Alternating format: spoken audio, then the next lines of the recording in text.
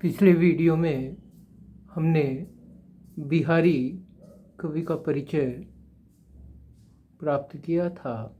इस वीडियो में आज हम जानेंगे बिहारी के काव्य सौंदर्य के बारे में। बिहारी मुख्य रूप से श्रृंगार के कवि हैं और श्रृंगार के मुख्य रूप से दो पक्ष हैं, संयोग और वियोग।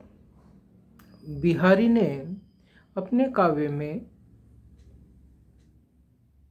संयोग श्रृंगार के दोहे पर्याप्त मात्रा में लिखे हैं। उनके दोहों में श्रृंगार वर्णन में देह की भूमिका केंद्र में है और चूँकि रीतिकाल के दरबारी कवि हैं और दरबार के वातावरण के कारण ऐसा श्रृंगारिक वर्णन उनके काव्य में आना स्वाभाविक है, जिससे देह की आभा रसिकों को आनंदित कर सके। यही कारण है कि बिहारी की कविता में बार बार ऐसे उपमान आते हैं जिनमें नायिका की देह की आभा व सौंदर्य का वर्णन अतिशयोक्तिपूर्ण तरीके से किया गया है। जैसे बिहारी लिखते हैं, अंग अंग नग जगमगत दीप सिखासी देह, दिया बुझाए हूँ रहे बड़ो उजेरो के। एक अन्य उदाहरण में वे नायिका की देह की आभा को और भी अधिक अतिशयोक्तिपूर्ण तरीके से कहते हैं।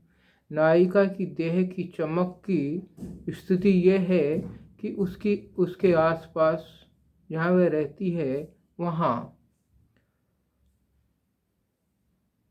पंचांग की सहायता से ही यह निर्धारित हो पाता है कि आज कौन सी तिथि है।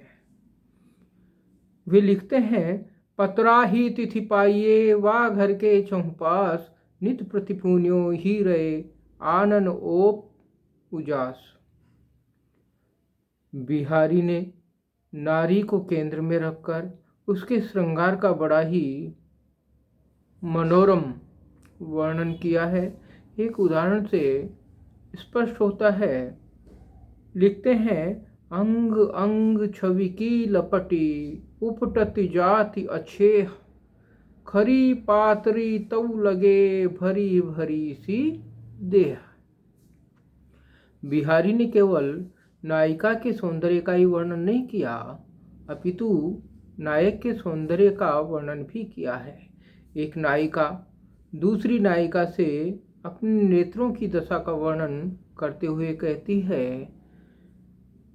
हरी छवि जलते परे तबते छिन्न बिछुरैन, भरत ढरत बूढ़त तरत रहट घरीलो नैन। बिहारी के श्रृंगार वर्णन की एक अन्य महत्वपूर्ण विशेषता है उसका अनुभव।